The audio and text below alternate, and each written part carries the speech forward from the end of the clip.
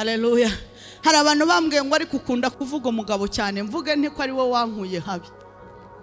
Ayi, umuntu wanyemeye umudugudu wose waranyanze, ndamukunda rata.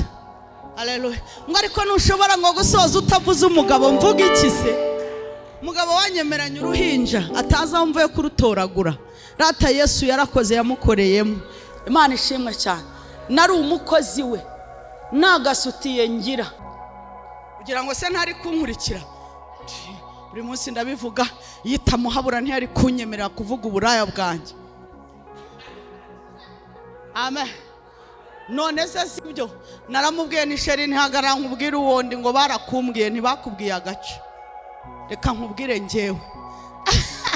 Narangije kubivuga, reba ngo